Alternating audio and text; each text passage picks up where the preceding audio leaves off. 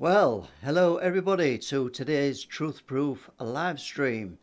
Today we've got, as usual, Paul Sinclair, and we've got a great guest on tonight, Derek Savory. And now, some of you will know Derek from the work he's been doing, but I'll just tell you a little bit about Derek. He's been involved in the UFO research for over 40 years now, and in the last 8 years he's moved into mediumship, and he does Reiki as well. So he has a lot of experiences, Derek, and it sounds as if we're going to be in for a great show tonight.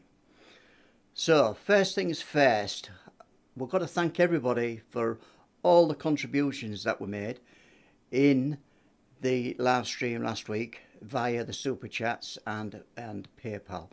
Now, I've just got to mention that we do have a PayPal link on the Facebook Truth Proof page if anybody wants to donate anything there. It does help us immensely with the live streams. Right, next, I think we're just going to give a plug to the Truth Proof webpage. Now, we've got to say that the Truth Proof webpage has just recently been set up, and it's primarily there for you to use. If you have any accounts, you can leave those accounts on the Truth Proof page, and I'm sure Paul will get to read those accounts, and if there's any follow-up, he'll be in touch with you. So use the website to put anything on there that you feel Paul needs to talk about to you with. Thank you. Right. Okay. So let's have a look. We've got Nigel and Paul. Now these are the guys you've been waiting for. Okay, we won't go to that one. Sorry, guys, we went to the wrong screen there. It's okay. Yeah. So basically, Derek and Paul, welcome to the show. Thank you very much, and welcome, Derek. I hope we're going to have at least an hour of interesting chat. How are you? All right, thanks for having me on. That's good. No, you're welcome. To stepping in at short notice as well, because as people might have been aware, we were going to speak to Nigel Wright today, but Nigel has had some internet issues, so you know we weren't able to do it. We'll do that in a few weeks, no doubt, but nonetheless, it'll be more than interesting talking to you. Just need to give the link to the Truth Proof website. It's truthproof.uk, and you know, anybody with any interesting reports, be it cryptid, UFO related, feel free to contact me via my website or email address, paulsinclairilf@gmail.com, and I'll definitely get back to you. But let's get on with it and speak to Derek. I mean, Derek, can you tell us how you became involved in the subject of UFOs first, please? Yes, I mean, when I was a young lad of 12 years of age, I see some like UFOs floating about in the sky, and since I'm 62 now, so best part of 50 years I've been involved with UFOs. I joined a UFO group based in Colchester run by the late Ron West, and we met everybody from, you can imagine at the time, that came through to do talks, from Nick Pope right across to everybody at the time who was in the news. I mean, you name them, I've probably met them over the years. Not just that there's our UFO group, which was based in Essex, in Colchester, Essex, but I've been all over the country, and I do what I do. I mean, I go do talks all over the place. I don't pretend to know any more than anybody else, but I seem to have had more than my fair share of experiences, and I have had my fair share of experiences. Trust me, you know some of them, Paul, and like you know, I've been up to your place. I've been to them too. I've been to these different places. The only way to experience is to go there yourself, and that's what I've tried to do. All over the place. Well, yeah, you've certainly sort of put the time in, I'll give you that. So what's most notable things that have happened when you've been in, or some of the things that have happened when you've been in Rendlesham, for example? Because I know you spent a bit of time in there on your own researching and with your partner, and you've also been in, over the years, we with Brenda Butler and different people, Well, haven't you? Brenda, in as far as Renisham's concerned, Brenda Butler is sort of the number one. I mean, I've been in situations, and any listeners who know anything about the paranormal will know that when things come through and appear in front of you, it's scary. You know, I've actually had to change my underpants at times, literally. Do you know what I mean? When things have appeared, and I've been in some situations that are so scary, it's unbelievable. But it's not always UFO related. It could be anything, as you know. You know, Yeah. The So, things we've talked about, I've probably come across at some stage. yeah, And I mean, you've had cat sightings in there, haven't you? oh, the cats are for real. I'll tell you, the cats are Yeah. unbelievable.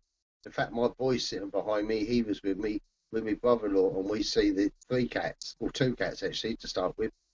We went and used to go to Renisham Forest in the dark, and if you hear a noise, you flick the lights on. Well, we heard this bird flew out of a tree, and we flicked the lights on. And what happened was, when this bird flew out the tree as we was walking past, there was a black cat sitting on a tree in front of us on a branch. And the cat obviously jumped, the branch snapped, and the cat fell on the ground. And we flipped the torch on, blimey, look at that cat. And it was a big black like panther, and it ran around the side of us. And there was another one sitting there watching us. We couldn't believe it. So we sort of backed up and hurried back to the cars. And we run into the little car park near what was famous East Gate, where we parked. And one of the cats followed us, and it just stood the other side of the road. My boy's sitting here with me.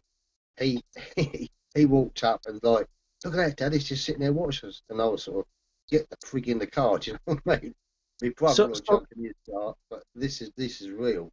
It is real. So no fear with these cats then. They were well aware of you and inquisitive enough to follow you. They keep out of the way, they keep their distance. I mean, Brenda Butler, she'll tell you that years ago, over the years, she's been there and fed them. She's put food out and they've come up to the vehicle and she's fed them. You know, but that's the good side of things, the black cats.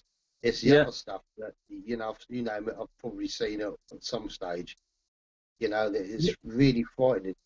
That during the summer months, you get all the holiday makers there, and because of the holiday camp near there, and you get people on the holiday camp, and they have no idea what's in that forest. They really haven't.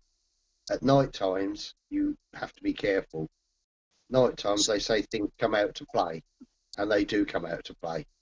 We've seen, you name it, we've seen it there. From UFOs to black cats to all sorts of beings. Really have. So, do you get any reports then from holidaymakers, from tourists? Do they ever venture in and come out frightened? Have you heard of that before then? Loads of times. I mean, I don't, how should I put it, Brenda Butler's the one that normally gets the cases through to her. But me personally, I just sort of do my own thing. I don't even necessarily class myself as a researcher, to be honest with you. I mean, now I've changed onto the medium side of things. Yeah. I only done that through fear, through a bad experience in Renisham Forest. Do we quickly tell you what happened there? Yeah, well, just before we get to that, Derek, I'm just, because you were kind enough to take me around Forest and Steve Ashbridge probably 5 or 6 years ago. And tell just briefly, you don't have to stay on it long, but tell us about the stones that people have found over the years in the forest and what the condition of them when you find them. Well, stones is this what that we call them reports, yeah. Stones fall from the sky, and what happens? They normally fall in front of it. I didn't know what to make of it at first, but they're hot. So when they land on the ground, you can't immediately pick them up. You know what I mean? You have to let them cool down, and then you soon find them. Even if it's snow and freezing cold, they're the ones that are hot, so the snow will melt around them. And you have to let them cool down a bit before you can pick them up. They're reports. Well, what's interesting, I'm sorry for butting in here and cutting you down there. Well, what's interesting, you're not the only person to be reporting this phenomena, are you? A lot of people have reported finding these hot stones. Well, I can tell you one thing happened once. Brenda Butler was taking a group of people around the forest, and they all wanted to see the stones report, and nothing had happened. And they got up to near East Gate, and this stone just fell out the sky and banged on the ground in front of them all. And it's like a proper road. And two guys started arguing over who was going to have the stone. and it split in half in front of them. It just went into Really? it, and they had half a stone each. What do you attribute that to then, Derek? I mean, I know we'll probably never know, but in your heart, what do you think? I think it's something to do with spirit trying to get your attention. Because of what I do now, medium-wise, I'm what they call a fledgling medium. I've been out to some really frightening cases. Why the local church has sent me, I don't really know, because there's more experience than me about. But when you go to some of these things, it's normally something to do with spirit trying to get your attention. Whether or not that's to do with the falling stones, I don't know. All I know is that if you ask for something, you can get it. So, Derek, do you think all of the unexplained phenomena, be it the UFO, the cats, we know that, like you've said, they're real. They're probably living and breeding in the forest. But the UFO phenomena and the mediumship that you've got involved in the spirit side of it, do you think there's a link to it all? Oh, definitely, yes. I mean, when I like now coming on this show, I can feel spirit all around me. In actual fact, if you had a camera and you could film around me now, I'm surrounded by spirit, all different people, all listening, and they're all trying to talk in your ear hole. So if I go quiet, right, it's because I keep getting voices in my ear. You've heard of like voices in your ear? Well, trust me, that they surround you. I've asked them to step back for this. This is what you have to do. Does it sometimes bother you, or are you comfortable with it? Well, I can normally switch off. I've been switched off all day, Paul. And to be quite honest, when you ask me to come on the show, something opened me up. Now, anybody knows anything about mediumship and know that you have to go for like a rigmarole to open up and protect yourself. I done that just before this show, but there was voices and things coming in my mind that were muddling my mind up. And what happens is it's like 10 people talking to you at once, and you can't take it all in. I wouldn't class myself as a good medium at all, but basically I get stuff. But you've got so many people talking to you at once, you get messages coming into your mind. It really gets confusing. You can't sort of think straight, and sometimes you have to sort of like stop, back off, just let me think for a minute. But they all try to talk to you at once. I know a few years ago something happened to you and you ended up in hospital, Derek. I don't know whether you want to talk about that. Do you want to touch on that, or would you rather not? I can talk about it. I've made my peace with those concerned. Funny thing is, I'll just tell the listeners, I only told 2 people about what happened initially. One was you, Paul, because I obviously trusted you, and the other one was Brenda Butler. But basically what happened was, I've got to think how this all started off. I had some people wanted to come to the forest, and they wanted to film unusual stuff. By that I mean what we can't see. So there's several portals in Rendlesham Forest, or portal areas, shall I say, and there's where these things come through. And I took this. We'll start off with this girl, and there's a few of us went to Rendlesham Forest, and I took her to what I call portal areas, gateways, if you like. And she was filming, and didn't really know what she was filming because she was a bit inexperienced, but she was filming stuff. When I've been doing this a lot of years, so sometimes I can see what other people can't see. And I know you can, Paul, you've seen stuff, and you'll be standing next to somebody, in fact, you'll be standing next to 10 other people, they can't see what you can see. Yeah? I took her to the forest. Over the course of 3 days, she'd done a load of filming, and we'd done all sorts of things in the forest, showing different areas. The day she went back, I come indoors, I locked the door. There's only me and my little dog. Locked the front door. I've only got one door on my place. Sat down. I thought I'd have a couple of cans of beer. Had a can of beer. When I opened up the second can of beer, I felt like a gush of wind, and something picked me up, and I thought, oh no. I knew what it was, and basically, for a better word, I got beaten up by 2 beings that you couldn't see. They picked me up literally off the chair and smashed my head into the desk.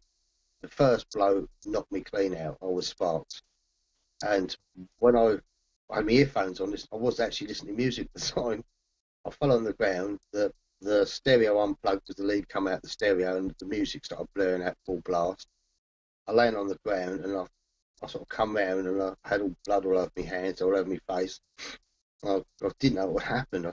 You know what's happened, but you kind of don't want to accept what's happened, yeah? Anyway, I took my earphones off, shut the stereo down. I crawled into my bedroom, laid on the bed. Anyway, I fell asleep. I really took a hiding, but I didn't know how bad until the next day. The next morning, went to get out of bed, and my balance had gone. Where they'd smashed my head on the desk, my balance had gone. I fell flat on my back, and I couldn't walk. I couldn't do anything. So I crawled along the floor, unlocked my front door, drew the curtains, and I was laying there thinking, oh dear, I'm in a bad way here. And by pure luck, one of my neighbours who walks my dog happened to come walking past. He doesn't normally come that early in the morning, at 8 o'clock in the morning. He's looked through the window because he see the curtains undone and see me lay on the floor. He's panicked, he's come running and seen me. Then he's went and got one of my other neighbours who's come down. They come straight down, and they decided to take me to hospital. Well, just imagine for a minute, you go to hospital and they say, well, what happened to you? What do you say? Well, I got beaten up by two unknown beings, basically, and my house was locked on my head. Well, what happened was I went to hospital, they patched me up. I had a lump above my head. I had a split down here, split across there, split there. It looks like they'd probably smashed me face into the desk about 4 times. Well, I didn't know what to do, Paul. It frightened me. To say it frightened me was an understatement. I did see your face a few days after, didn't I? You did. Yeah. You did. I sent you the pictures. Well, I contacted Brenda Butler, who literally come out that day or the next day. It might be the next day, but she come literally straight out when she could get here. Come in. Now, Brenda's an excellent medium. She really is.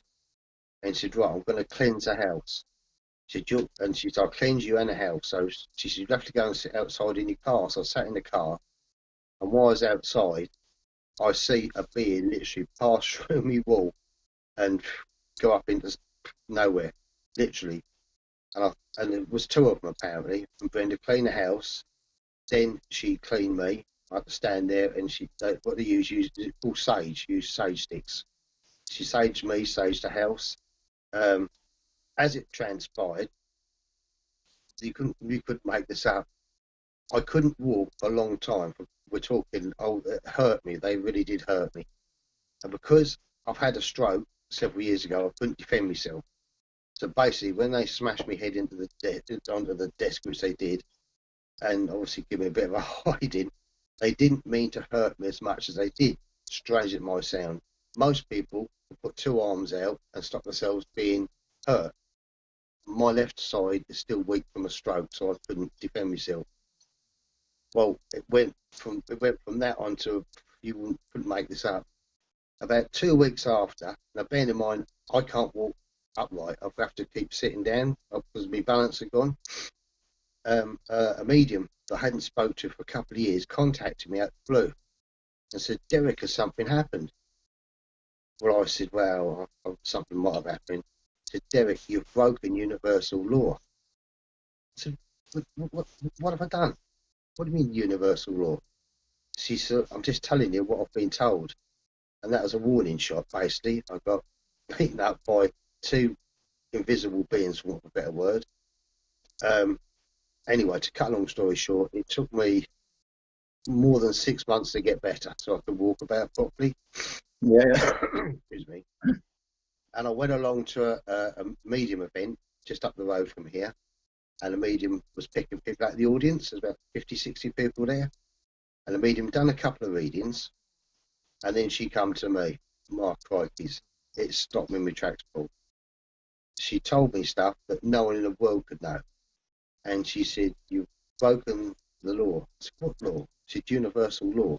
Now, this is a funny bit. She didn't understand, and she's one of the best mediums to hear it. She didn't understand universal law. But we worked out between us what had happened. She told in front of the whole audience, she said stuff. And funny enough, Brenda Butler was sitting next to me in this event.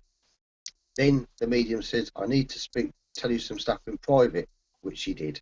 The rest of it was in front of everybody. And I was gobsmacked. Honestly, I was gobsmacked. She told me what had happened. We worked out what I'd done wrong, which basically I've walked into, if I use the word ETs, you probably easy for you to understand. I've walked into ET's front room and I've shown somebody how to film them, yeah? And they weren't impressed with it. And I've done it before. This time, though, they give me a warning shot. But they didn't mean to hurt me as much as they did. It was supposed to be a warning shot that went wrong. Okay. So this medium, she said, well, you're going to have to go back and do all this again. I said, there's no way I'm going back to Renisham Forest and doing this again. I said, I want an army to go back there. She said, well, how big an army? You couldn't make this up, Paul. So I said, well, I want a load of people. So she got together 12 mediums. Listen to this, including her, 12 mediums. And also Brenda Butler came along, her niece Bev, she came along. And there's also 2 other guys I didn't know who they were. One of them I knew of, but the other guy I didn't know. The old boy, I didn't know who he was. I went to exactly where I'd been filming the ETs, if you like, for a better word, and I made me peace with them. And what happened was the mediums all stood in a circle, and they couldn't believe what happened. I got the beings come up and touch their faces. Now, bearing in mind, we're talking top class mediums here, and they were in shock. These things come up and they touch your face, maybe peace with them, and they kept us locked in this bit of the forest for quite a while, actually. And then all these mediums, one at a time, were coming up saying stuff, what they could see and what they could were picking up. We was held in this particular area for quite a while. I can't explain it, but you imagine being in a field and the field's moving around you. You can't get out the field. I mean, it was only sort of 20 yards one way was a footpath and 20 yards the other way. They kept us in this bit of the forest, and eventually they let us out. It's like being on a turntable. You can't get out.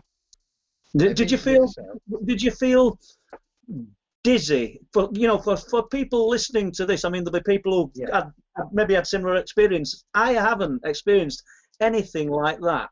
So, and there are a few questions in my mind here. When you say you made your peace with the ETs, are you saying that they're there all the time, or that through mediumship you're able to tap into where they are? Well, the mediums that I had with me are all what I call good working mediums. There's only one that I knew to be truthful. Since then, I've obviously got to know the rest of them. But the mediums all stepped up and helped me get through this. I've made me peace with the ETs. I say ETs, I don't know how best to describe it. They were like, it's a bit like looking at translucent things, like imagine a drop of water, only the size of a person, if you like. They come up and they touch your faces, and this all sort of happened in one particular area where I'd broken universal law. I apologised to them, and the thoughts, because you guys by thoughts, my thoughts were they were sorry, they didn't mean to hurt me. It's supposed to be a warning shot that went wrong, basically. They kept us there for, say, I don't know, a couple of hours, and then we carried on walking around the forest, and as we walked around the forest, different mediums would pick up on stuff. We got back, was out there 5 hours in the forest. In fact, it was about 1:30 in the morning when we finished. We got back to the car park, and everybody come up and shook me hand and said, "Oh, thanks for that, Del," And then there was one guy, the one guy that I hadn't spoken to all night. He was sort of joined in, but he's walking behind. He worked for the government. You couldn't make this up. No, I don't know who the hell he invited him. He said, "Can I have a word with you, Derek?" He said, "I'm so-and-so. He said, "I work for the British government."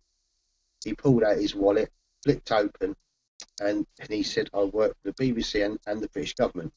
I said, "What department do you work for?" He said, "I'm afraid I can't tell you that." He said, "What I can tell you is I'd like to meet up with you and Brenda Butler again." He said, "And we'd talk about what was happening tonight and what led up to happening tonight." Well, cut long story short, we never followed him up on it. No. It just goes to show you never know who comes to conferences, who joins in on these things. Because this old boy, he was funny enough, a lovely guy, but you never know who you're dealing with. And this fella, he was bang on it, I'll tell you. And he worked for the BBC as well. He had the BBC and him sort of hand in hand, I suppose. He he obviously had camera equipment to come and film, and he wanted to do an interview and film us in the forest. But I got a bad feeling about things. I thought, no, I'm going to step away from this. I've just been hurt. I'm just trying to get better. I don't need any more aggro, especially with breaking universal law. A lot of people don't understand universal law. I'm willing to bet 90% of your listeners don't know there is a universal law as far as what we do is concerned. I know that what you do, Paul, I mean, you're like what I was. You're right on the borderline there. You know, you've got to be so careful. We know that, don't we? You know, where you are, just where you are, the missing people says it all, really. But yeah, I mean, that was frightening. Derek, do you think then that you've classed them as ETs? I know we don't know, well, I don't know for definite what we're dealing with, but let's just say that the intelligence that's in that forest, do you think it's there all of the time then, or do you think that it's just a gateway into some other sphere of existence? I call them ETs, for example. They change. The doorways change. You can have, say, it's like in one part of the forest, say, there could be 20 entrances into that forest, like 20 portals open. Any one of 20 could open, say. And this is what happens in the forest. And a portal opens and these things come through it. And I think where you are in Benton, for example, if they open, I'm willing to bet that some of your missing people have walked into them and they get taken away.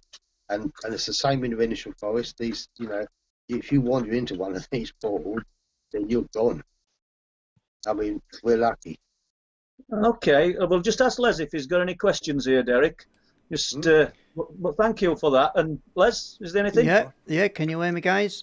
Right then. Yeah. I'll paraphrase this one because it is a long one from Deborah Singleton. She's basically telling an account of a young boy in Africa who went missing for 8 days.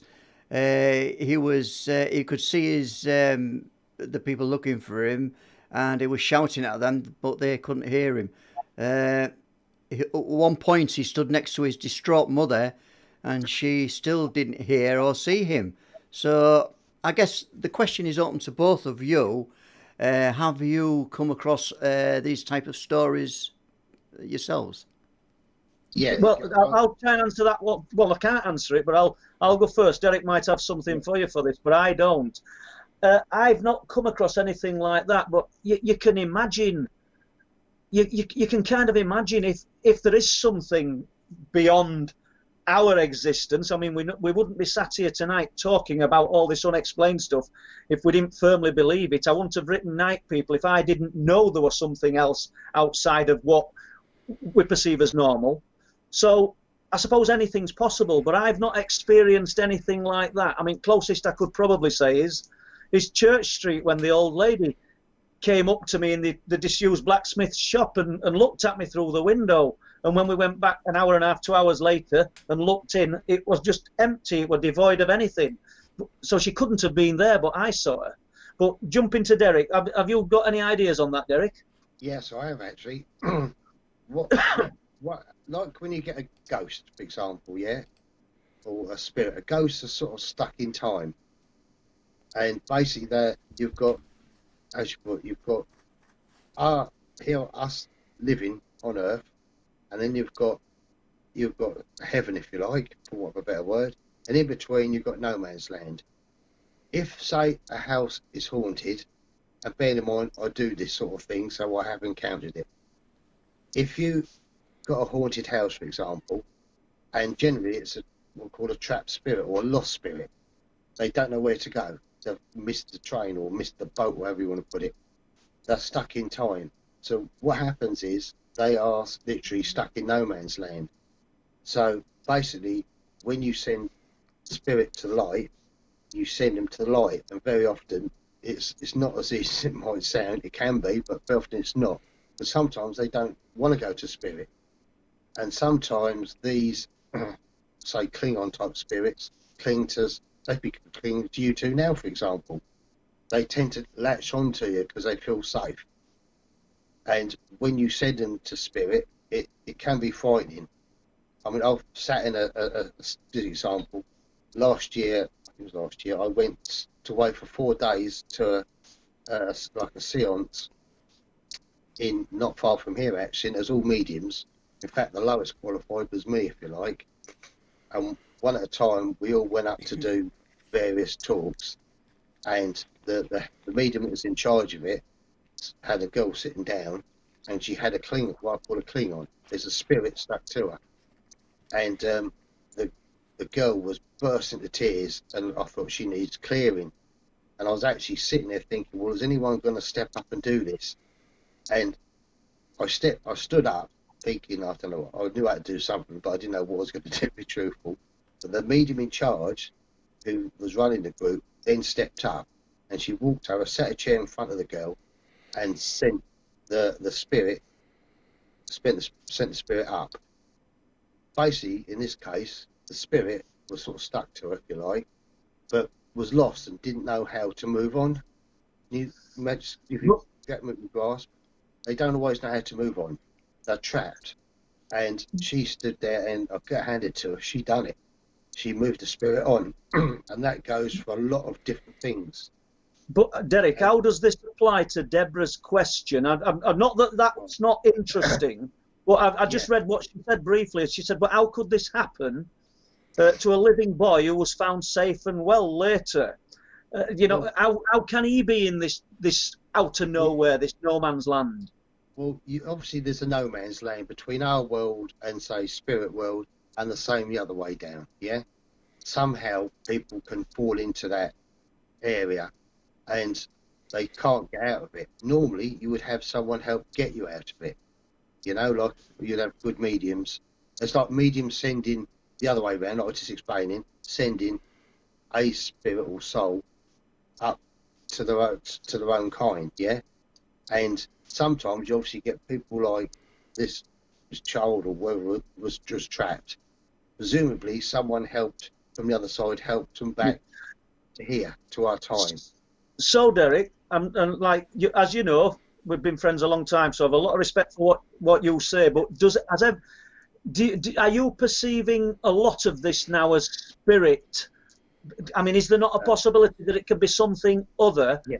Yes, there is. Because, you know, I've often said the nuts and bolts UFO guys see nuts and bolts structured craft, and they don't see the spheres of light. I'm sure that you don't, even though you know that the spirit is real and you are heavily involved in it, not everything would be spirit, would it? No, it's not. No, you get your ETs. I mean, I've crossed, that was ETs that roughed me up when I got hurt, and they've apologised. I made my peace with them. You've got ETs, you've got spirit world. Now, believe it or not, when you speak to spirit world, yeah, they will tell you that there's ETs with them in spirit world. So I've got a whole list of stuff where we've spoke to spirit and asked about ETs and such like. Some of the mediums I know, when they've done say like a seance where spirits come through and spoke, when ETs come through, ETs announce their ETs. Yeah, they say we're not from here.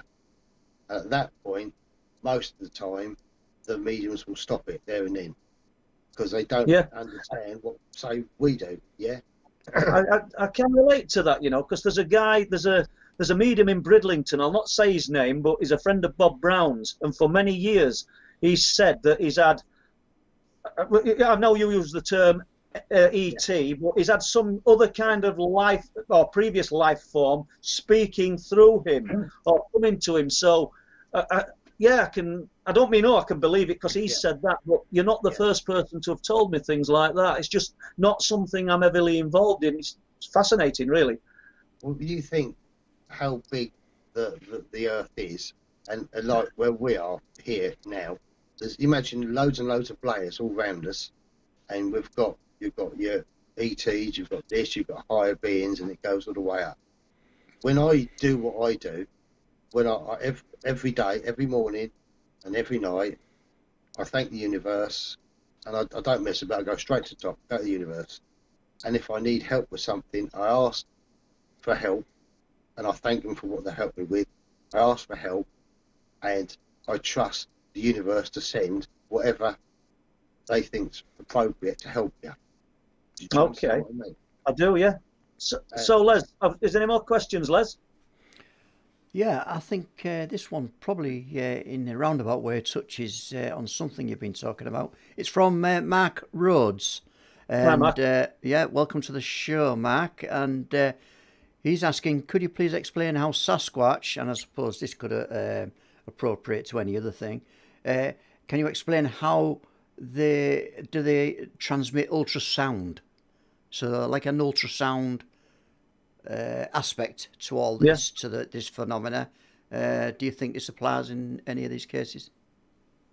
Well, it's a bit of a jumping away from what Derek's been saying, but I think it's in cryptid circles, should we say, people who sort of investigate Bigfoot and or Sasquatch and other cryptids. They say that they can emit infrasound. I think that's the word, isn't it? And I mean, I think big cats can do it as well. I think it's the lion or the tiger can do it, sort of to terrify and stun their prey.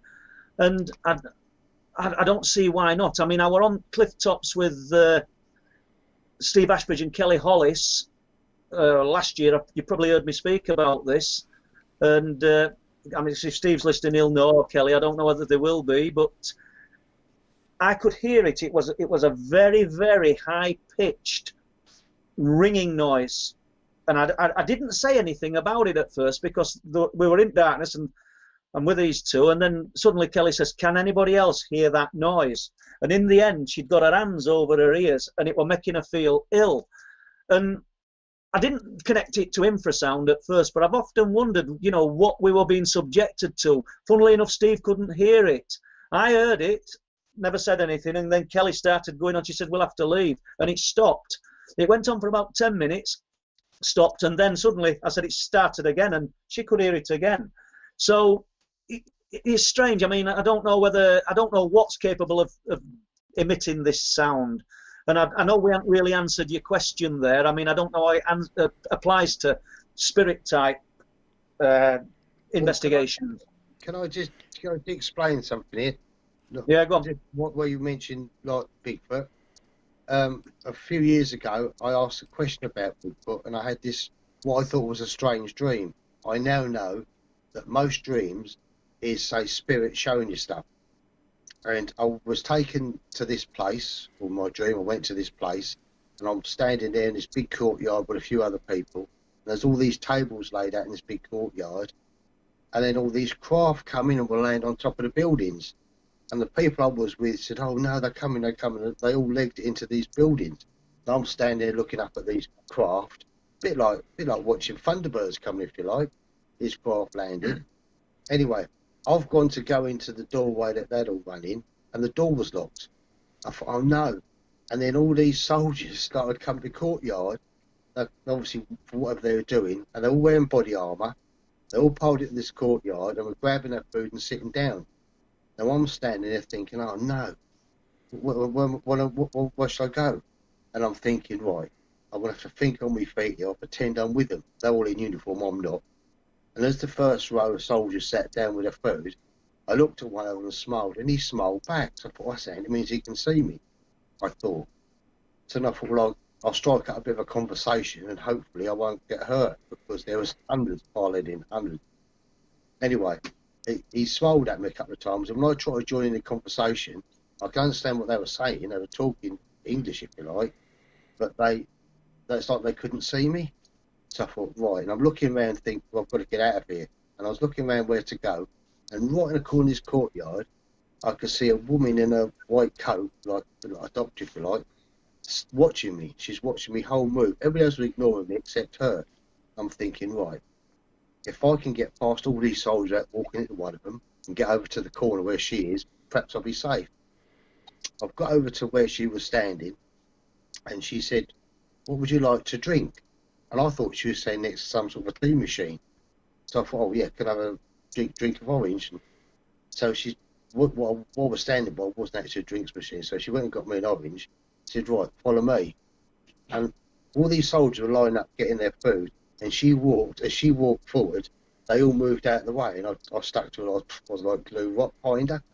And she took me up to, and there was these big glass buildings. And in it were Bigfoots. And they were giving birth to greys, little greys, yeah? And I'm standing, and no, I don't like blood and things like that, and I sort of didn't really watch it, but I said, what are they doing?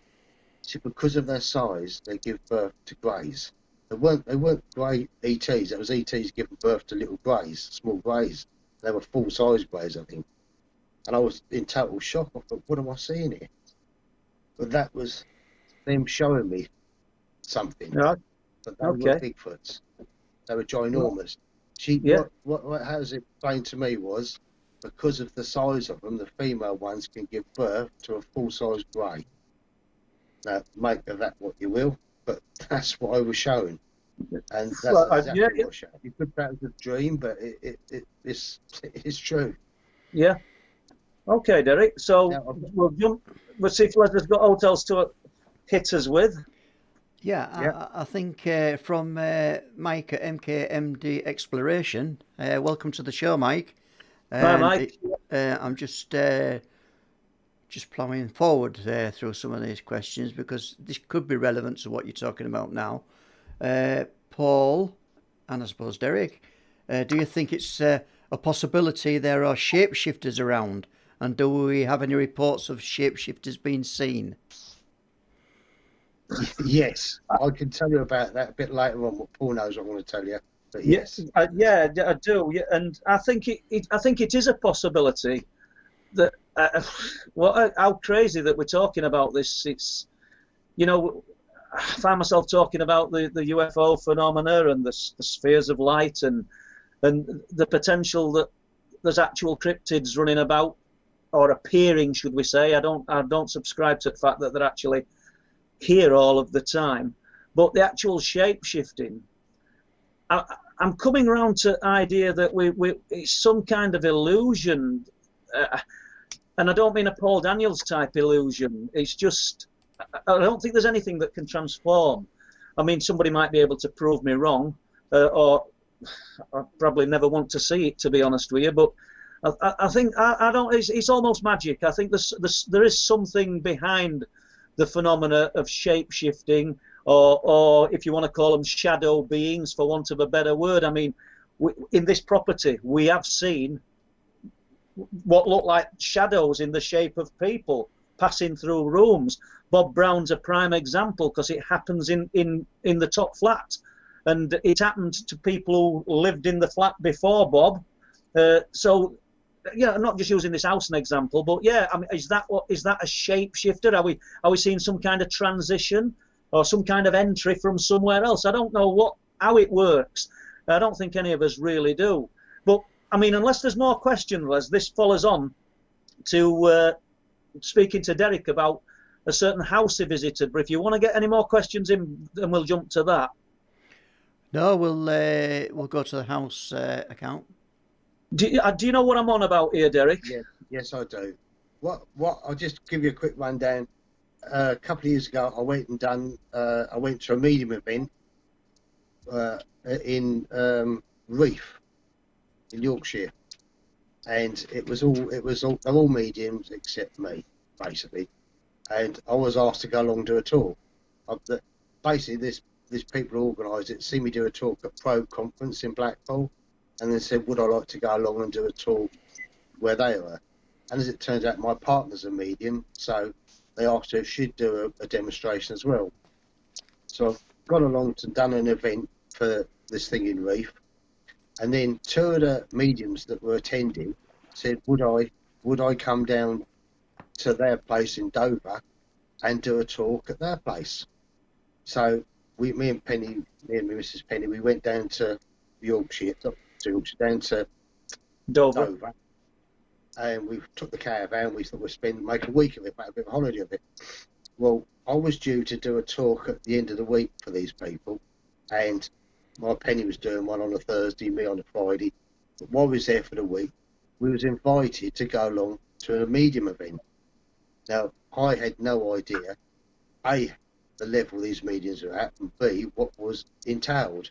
So they picked us up, they took us to a secret location, for want of a better word, and we've gone into this house, just ordinary house, and upstairs they had to move the furniture out to do a medium, you all sit down with your chairs, and basically then they sit down, you do your prayers. Now, they've blanked out the windows in the place, and I'm sitting there thinking, why are they blanking out the windows? Then they're blanking out the bottom of the door. There's a small bedroom. There's only one door in, one door out. That's what I was And going to ask you next. Yeah, and in the corner was like a cupboard built into the wall with a door. And what they done, they put a load of toys inside this cupboard, which then someone was sitting in front of the cupboard. And they put all these hooplas and trumpets and all these toys on the ground, on the floor. And we're sitting around the chairs, and there's only a small room. So, how many people, Derek? 8. How many people? 8. Right, there was 6. This group of 6 mediums that sit regularly, and there was me and my other half, Penny. My Penny's a medium of 20 odd years, so she's experienced. They presumed that I was at the same level as them because I go to medium events. Well, no, I'm not on the same level as them, but whatever. I'm sitting down with them, and they said, right, what we do, we say the prayers, we put the music on, and I'm still just sitting there thinking what's going to happen. Pitch black when they turn the lights out. They put the music on, said the prayers, put the music on, and my crikey's lights go out, and then it kicked off. Right, these things come through. The room, I'll explain to you in a minute. Well, first of all, these things come through, right? I say spirits, ETs, I've no idea. These things come through, right? And the first thing that happened was a very large chubby finger poked me right inside my leg. It really hurt. I've got an alien chip in my leg. I think you've got one as well, Paul. I mean, an alien chip. I don't know if it's in your leg or wherever. Mine's in my leg. A really chubby finger poked me straight in the leg. It really hurt. And then a hand passed through the wall, grabbed my other leg and pulled it back. So I'm sitting on the chair. Is this the wall behind you? They come through the wall behind you? Yeah. My back of my chair was against the wall. A hand passed through the wall, grabbed my leg and pulled it back. What they do is, it's a control thing, yeah? If you ever heard paranormal activity where they go bang, bang, bang, bang, it's really loud, that's a control thing to keep you sitting or standing or wherever they want you to be. So you sit in the chair. I screamed for 15 minutes louder than any other person in that room. And I mean, I've got my missus sitting next to me. She was screaming, but I was screaming loudest, right? And these things come through. What actually happens is the room changes, right? Now this is probably as high a level as you could possibly get. And me sitting there had no idea what was going on. The room changes. It's a bedroom. It can't possibly change, but it changes. And they've got all these toys laid on the ground for these beings to play with. And it's all done in the pitch black. And you see stuff floating about in front of you, and like you could see little lights. They picked out a jar of beans, for example, the big jar with say beans, some sort of little beans or peas in it. And when it floated up in the air, they was shaking it about, and you could see the little blue beams of light floating about. And you're thinking, "Mark, crikeys, what's happening?" Well, I honestly screamed for the first 15, 20 minutes. Now, I've sat there and screamed and screamed. If you've ever seen paranormal activity, this was the ultimate, trust me. And anyway, they play with you. They throw sweets and flick water at you and things, you know. And if these are the kids, God knows what the bigger ones are like. Well, anyway, when I'm sitting there, their party piece, and I say party piece, is to pull your socks off, and in a second time in a knot, phone back at you.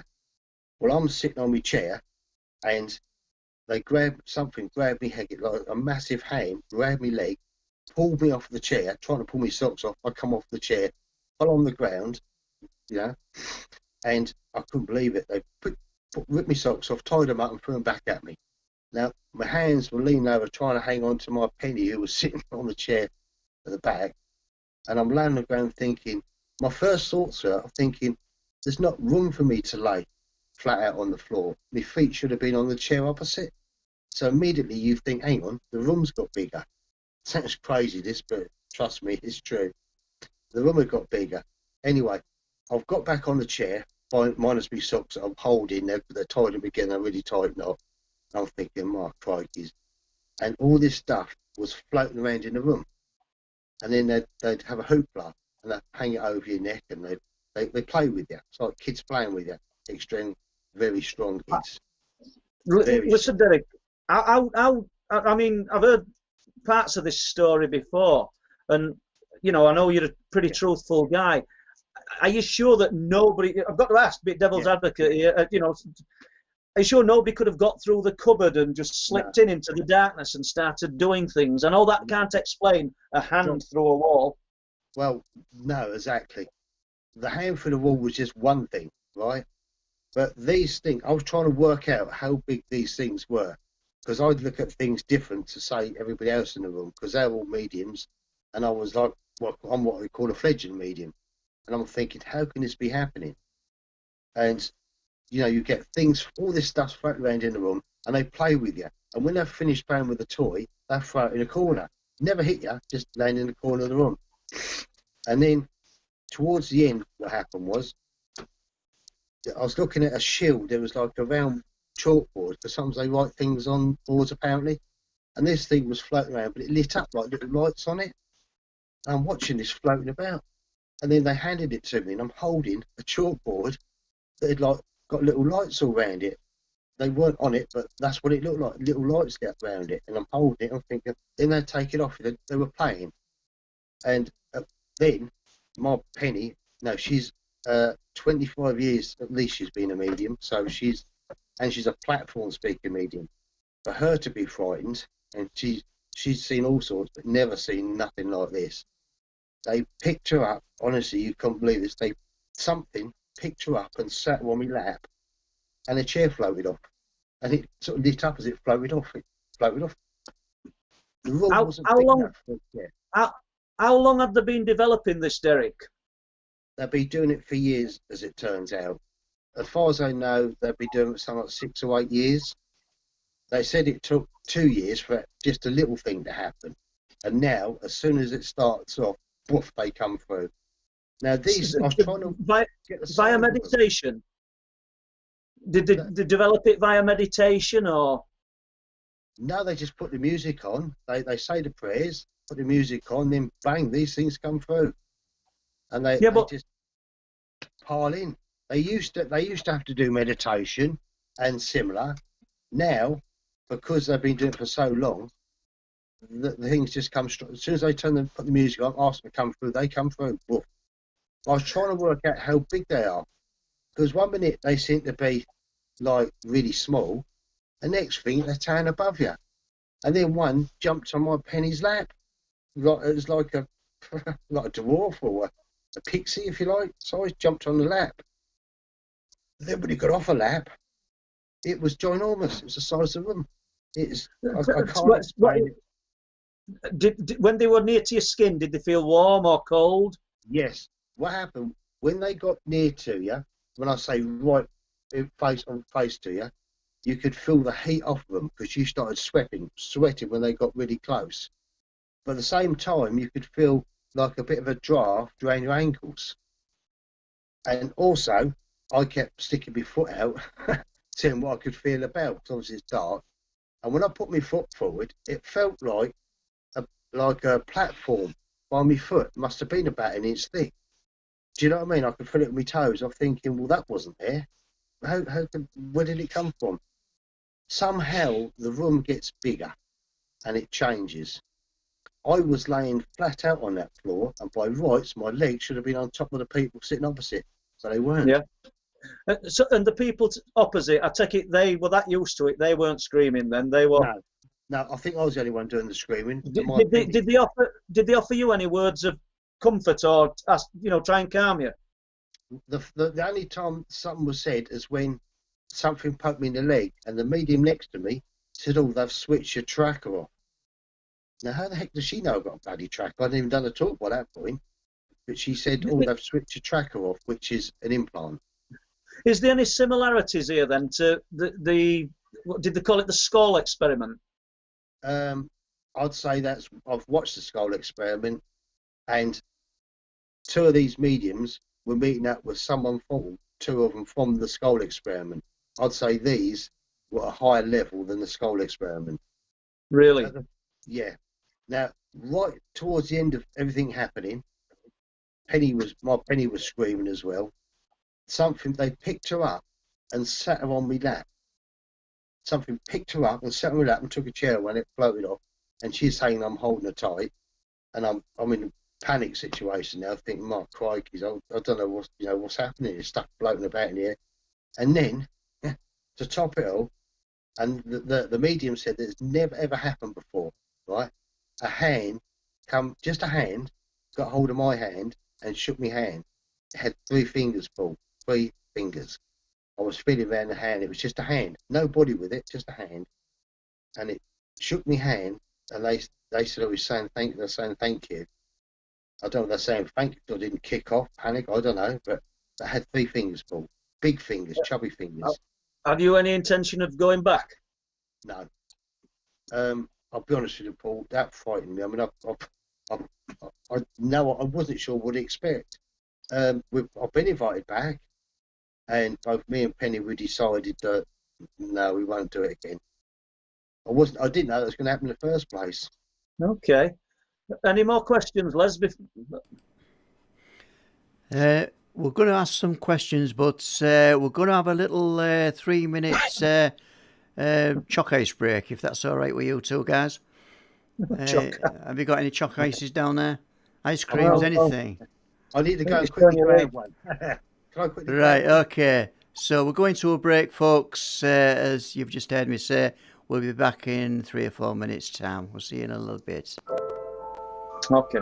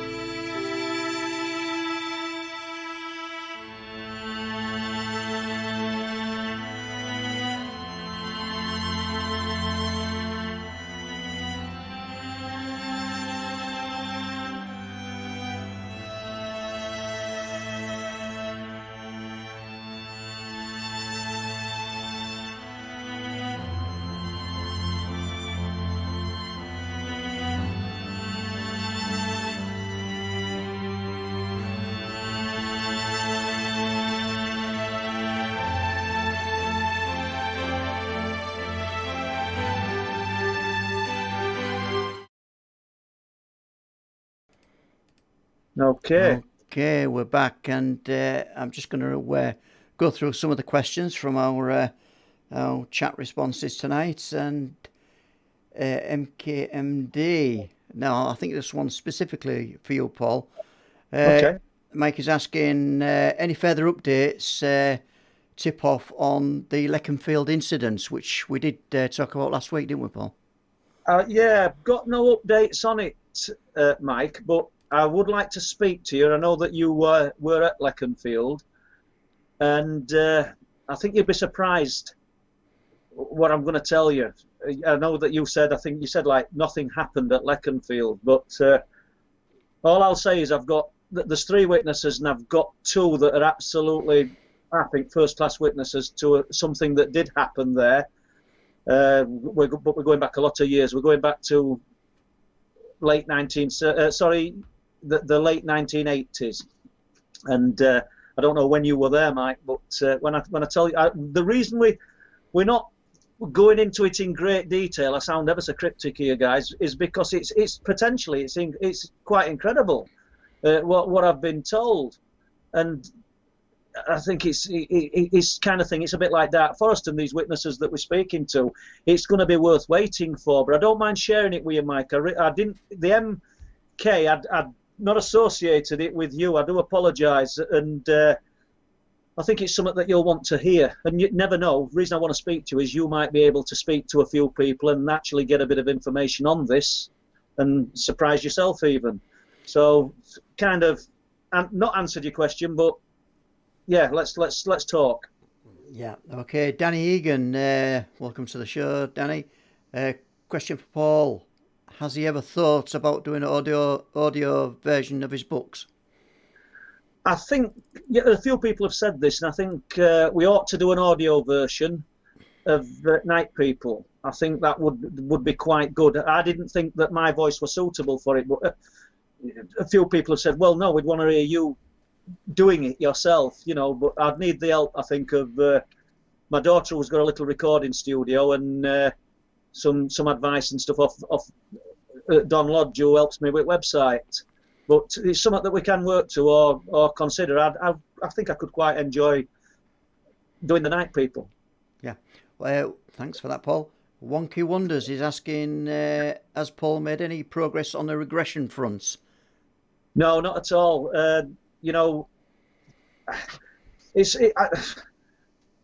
Who do you trust to do such a thing? And will I be disingenuous to myself? When we wrote Night People, or when I wrote Night People, the stories haven't changed. Like I've said before, I'm not going to go into detail about it, but there's only 2 things come back. I thought when I started really thinking hard and recalling all these stories and getting them into some kind of semblance, that I would start remembering lots of things. And I didn't, so I deliberately left it at that. I didn't want to fill in the blanks with what I thought might have happened. So the regression, brilliant if you could find somebody good enough. I don't mean for me, I mean good enough to do the regression on anybody. Because the last thing I want to do is start adding stuff that quite simply wasn't there. Do you know what I mean? I want somebody to be able to do it correctly and not have me just, I don't know, just altering the story. It's as true as I can get it, the story, without me adding stuff to it at the moment. And Gary Brinklow, welcome to the show, Gary. Does Paul think that cryptids could be coming through these portals? Well, hi Gary. I'm not sure. I'm not sure if the portals. I don't know what they are, Gary. But I certainly don't think that. I know it doesn't agree with everybody, but that we can't all agree. That I certainly don't think that we've got living, breathing biped creatures. Even though we're talking about the North Yorkshire Moors National Park at over 520 odd square miles, there's a huge area. It's monstrous, isn't it? And so things could get lost in it. They're still being seen close to civilization. We've got to walk 2 hours into forest when we've done our night campouts with these witnesses. But 2 hours it's not a million miles away. We've not trekked to Alaska. These things are still close to civilization. And let's think about it. And I've not jumped from portals. I think they're coming from somewhere else to answer the question. But, you know, let's look at the size of these things. At some potentially 600 to 800 pounds. Think of the amount of calories that they would need to consume. And they look, when you get the werewolf stroke dogmen type entities, they look lean and muscular. The Bigfoot type entities look sort of lethargic. Yet people talk about them moving faster than anything they've ever seen, fast enough to catch roe deer and fallow deer and stags, which are fleet-footed and nimble. Everything contradicts everything else. You know, I don't know how the mechanics of something that is primarily endomorphic, as in lethargic, can run at that speed. I don't mean it's not existing. People are reporting it. I think it's there. I don't know what it is, though. Once again, I answer a question without answering a question. I apologise, people. Yeah, Lee Roscoe, I think he's asking Derek, is there someone else in your house, Derek? You can see somebody walking behind you. Yeah, sorry. Yeah, I've got 2 boys in the house and a dog. Yeah. Well, that just go a bit answers... closer, Derek. I can't hear you. You're just going a bit faint. Sorry. That's it. Yeah. Go. Sorry. Yeah, so that answers I've got your 2 in the question, house. Lee. He has got 2 other people in the house and a dog. Yeah, And, the dog. Okay, we'll just go through a couple more questions, guys. Right then, I think this one is for you, Derek. Are the hands hairy or human hands? The hands that you were talking about. It's interesting you say that, actually. In this case, just to interrupt, that's from Gary Brinklow, and thanks for the question, Gary. the hand that I shook in this medium event had 3 fingers. It was human. It felt kind of human, but only 3 fingers, but very, very long fingers. Because I was trying to feel the hand, and I couldn't feel. Like I thought first I was shaking half a hand, and it wrapped its fingers round my hand. So they're obviously really long fingers, but there's only 3 fingers, and that's all I could feel on the hand. But there's nothing else, just a hand. But it's interesting you mention that, because I've also on Dartmoor many years ago had a similar thing with something called a hairy hand. Have you ever heard in Dartmoor of the hairy hand? And that come and just grabbed me hand once on Dartmoor when I was youth hosteling. That was when I was young. So I think we've probably grown up with these things happening to us, and sometimes they go out of your mind like, oh, that can't be true, but it happened. Can I just? No, sorry, go on, Les. Sorry, Paul. No, you ask a question. Yeah, it's not so much a question, but we said the hairy hand. There's somebody who comes in the chat. I've not seen him in tonight, but he's an highly intelligent guy. Let's just leave it at that. And I know his credentials. And I think he told me he was at Loch Lomond with his wife a few years ago. Don't know date.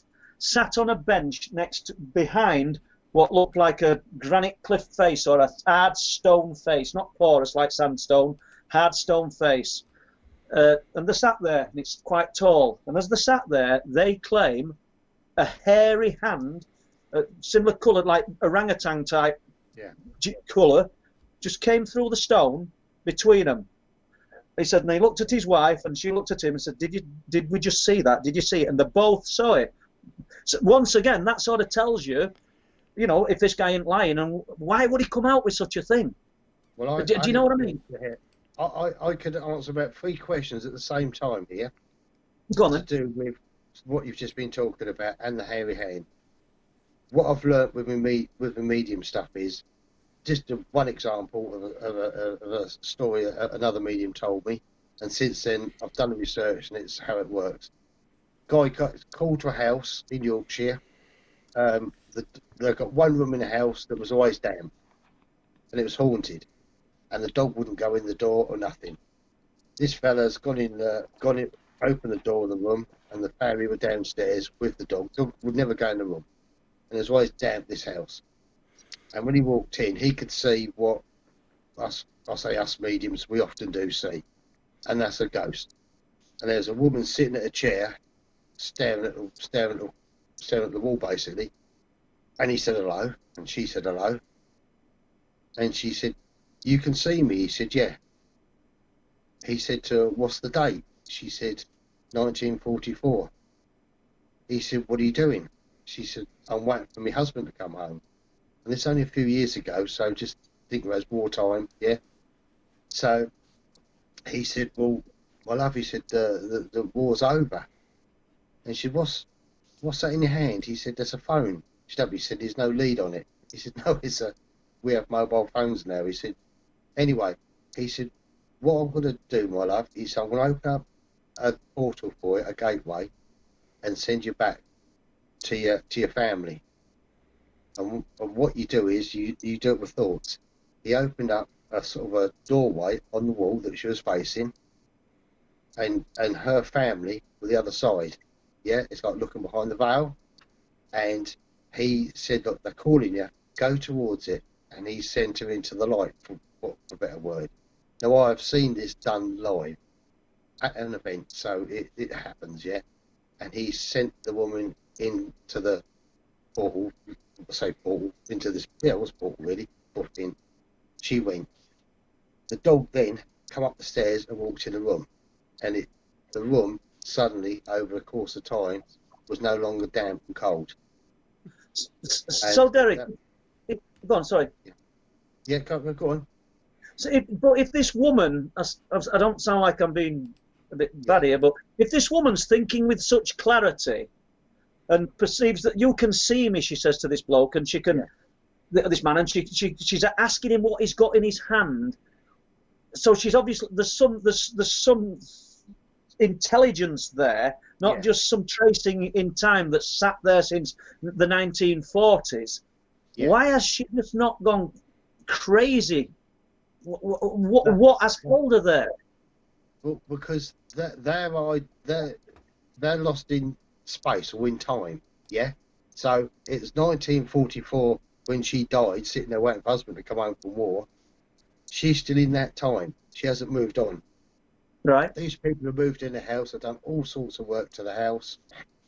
And in this particular room, it was still, I say 19, in her mind, it was still 1944.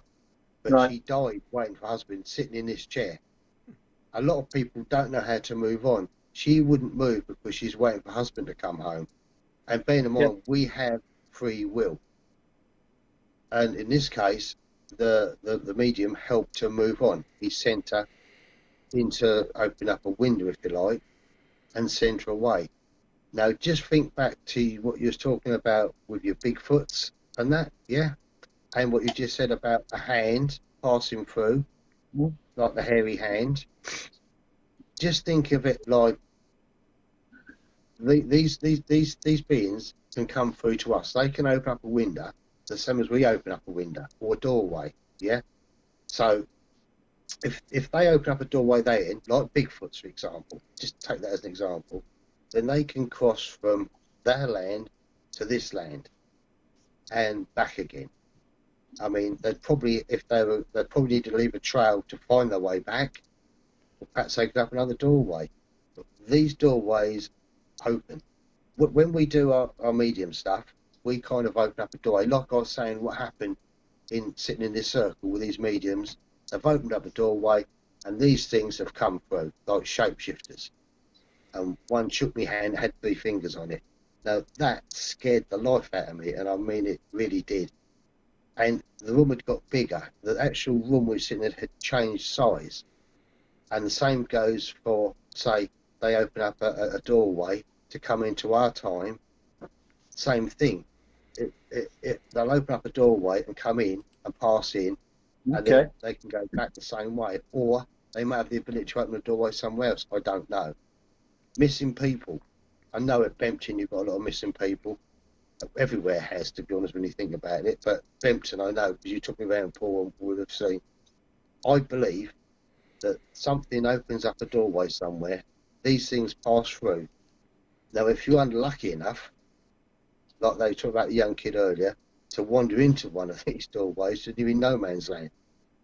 So if a doorway's open, and as a human, you walk into it and don't know how to get back again, then you could be in trouble. Okay. As a medium, when I do what I do, I speak to the universe and ask for protection. I did this before I come on this show. And the more you you see how mediums do things, and they see stuff, and they can do stuff, and you get some mediums that can move things along on the table or make things move. That it's all done with the brain, and the same goes for sending people into the light. Yeah, I've been there, done it, and the same thing. But other things come through doorways, and if you can open a doorway, which a lot of people can, and presumably whatever's the other side of the doorway can do the same thing, come into here. They go in the doorway, come in, do what they want to do, and go back again. Well, I don't think I can add anything to that. And thanks, Derek. And have we got any more questions, Les? Yes, I think Gary Brinklow is asking another question. Is it true that the glowing balls of light we see are Atlantean beings? Now, there's a question. Well, Gary, it's not a question I could answer, mate. I mean, you're asking if it's true. I think you'd have to speak to the people who believe this is true and ask them how they've come up with that theory, because I think that we're all, me personally, I'm just feeling around in dark looking for answers here, and I know that there's a lot of people out there, I've said it before, who claim that they've got the answers, and I personally don't think they have. They'll be onto something. They are experiencing something very real, and that's not a jealousy on my part saying I don't think they have. But the first person that actually does get that tangible proof, that kind of proof where we can convince everybody, not just the experiencer, because there's a lot of this is happening on an individual level, isn't it? To Derek, to me, to people surrounding Derek.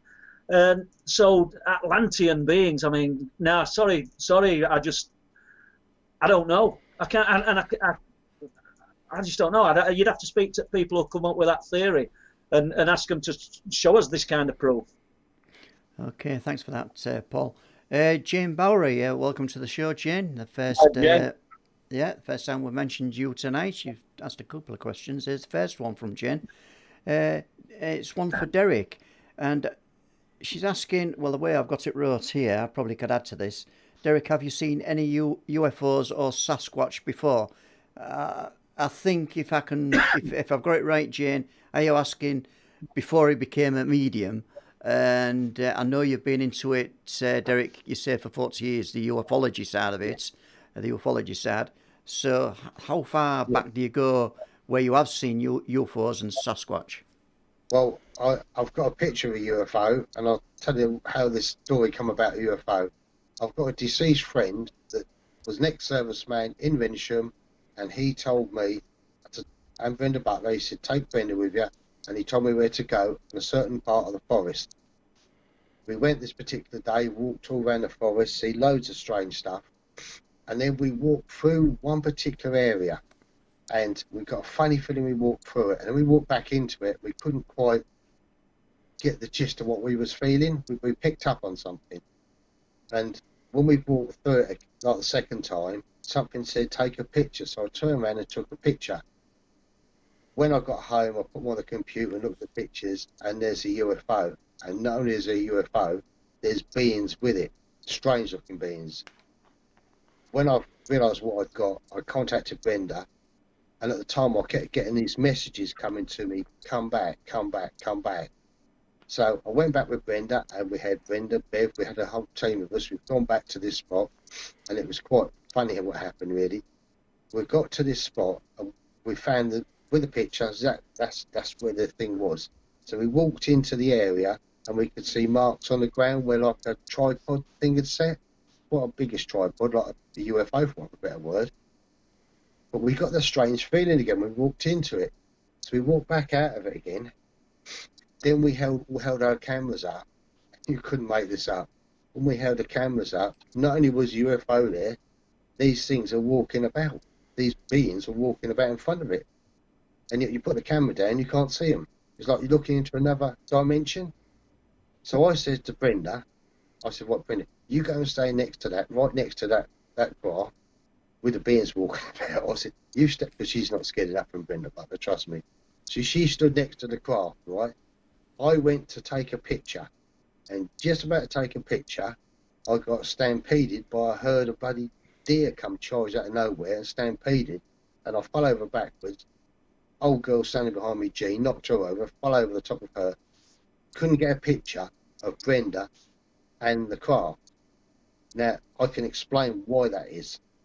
You cannot, as I've since learned, have two dimensions in the same picture. So for want of a better word, the UFO with the beings was a different dimension to us.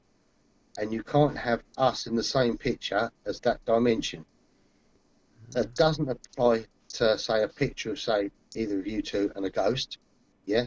You can be standing next to a ghost and get a picture of the ghost, but not ETs.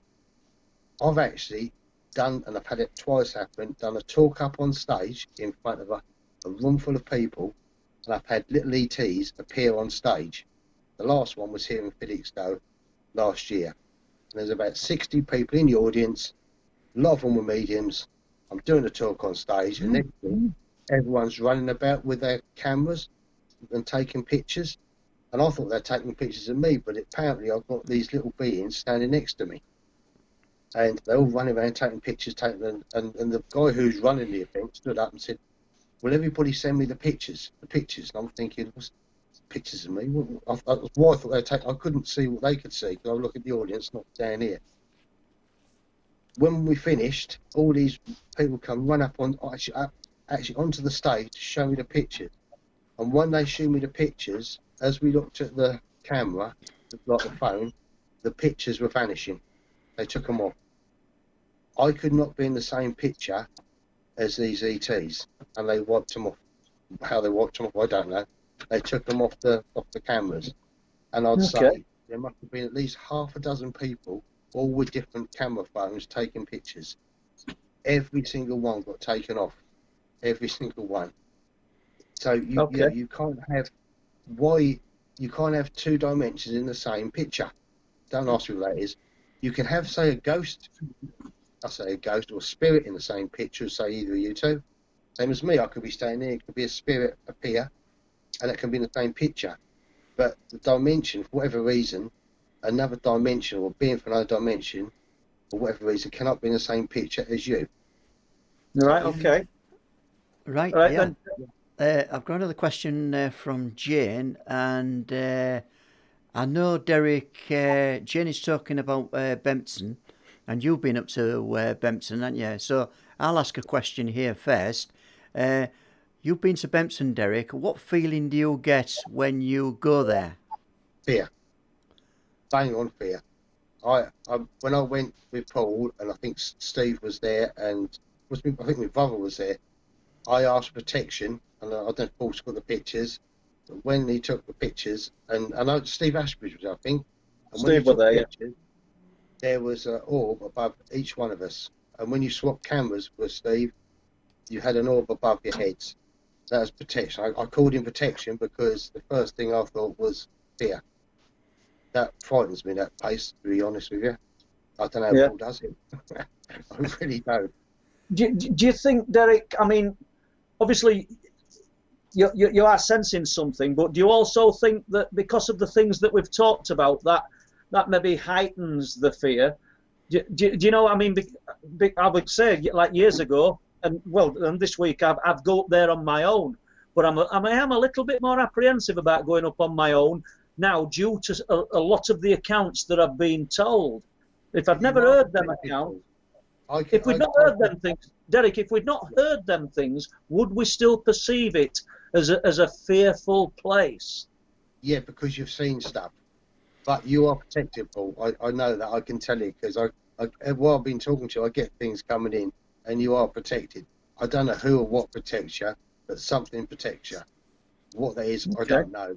But you get things coming one, or what this case is this here today. But, and whilst you've been listening to the questions, has there been anything? Because I know you can't see the chat that Les and Leslie can perceive, but as a medium, not for me or for Les, have you picked up on anything that anybody might have been emitting or thoughts? Have you sensed anything? I picked up stuff before we got to this stage earlier on, because when you, as a medium, you close down, you open up. when I first spoke to you a few hours ago about coming on the show, something opened me up. Now, I didn't do it. Something opened me up. And what happens is, as a medium, you get all voices. And I had so much going on, so much clatter, shall I say, going on. I couldn't think straight. I honestly couldn't think straight. And before I come on the show, I spoke to the universe and asked to clear everything to step back, so I could come on the show and talk. That there's so much going on, it completely blanked my mind. Seriously. Okay. So let's. Something opened me up, and the only person I spoke to really, Paul, was you two. Okay. So I'm going with you, Paul. Something with you opened me up. Okay. Yeah, and Jane finishes this question by asking, are you thinking of taking people up to Benton where we can book? Well, I think a lot of things depends on that, Jane, and I don't think probably any of us are in a position to answer that at this moment, but I'll let Paul go with it.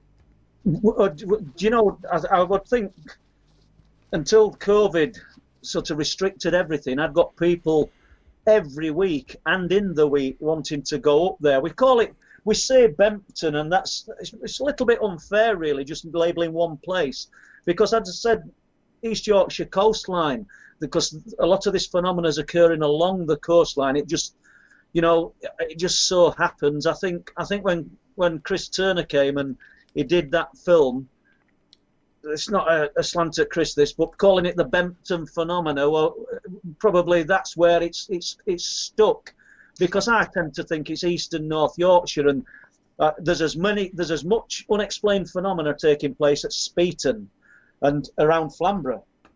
So, you know what I mean? And various other places. I mean, Filey's got activity, Flixton's got activity, just like Derek where he lives. There's pockets of activity.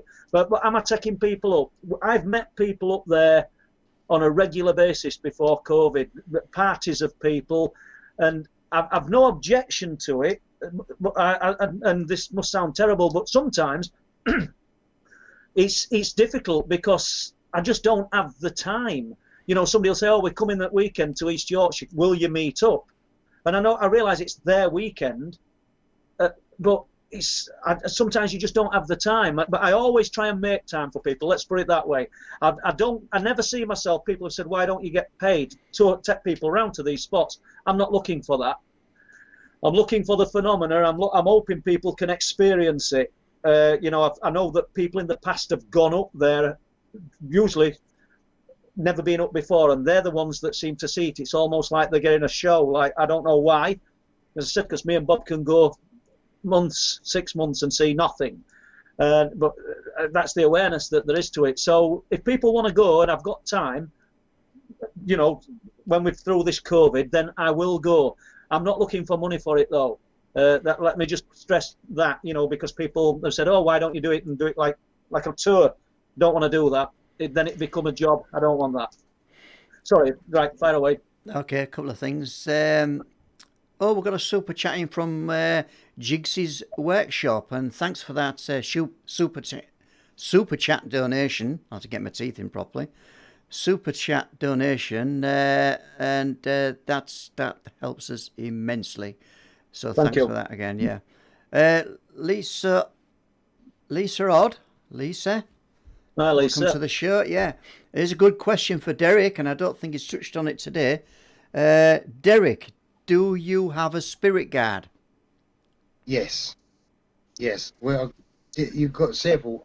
I've actually got a picture of one of my spirit guides, and it was taken in Rendlesham Forest, and it's a bear, a big, like grizzly bear. In actual fact, Paul's probably got a copy of it. If not, I could send you a picture, and it is a bear in a picture. It come through, had strength. I had a strange experience in the forest. I was with several mediums, Brenda Butler included. These things flew in, and I've got a picture of these things flying in. What they were, I don't know. They were some sort of beings, and the bear appears in the picture. And I actually use it on my talks, actually, with this bear in the picture. You've got to see it to believe it. It's a bear, like a big bear. What role does it? And I'm not criticising this. But what role does a bear play as a spirit guide for a human? Strength. Okay. I was scared stiff, but I don't even know why I do this sort of thing. So I'm the biggest scaredy cat in the world. But the bottom line is, the bear comes through for strength. I had seen the bear, but I hadn't put 2 and 2 together. And how strange is this? My other half, my Penny's a medium. And when I first met her, I asked around under false pretenses, to be honest, I want to ask her out. I got to come a bit naughty than that, Derek, weren't it? It was. I asked her to come around the house to do some readings for a group, for a few of us. And she sits down, she goes straight to spirit, Penny. Some can go to you, read you, like your aura. She goes straight to spirit. She told me all this stuff, and then she said about a bear. She's got an animal guide that's a bear, it's here. What do you mean a bear? It's what, a grizzly bear. So, right, and when she'd done all the readings, then I showed her what I did, and with a reddish forest, for example.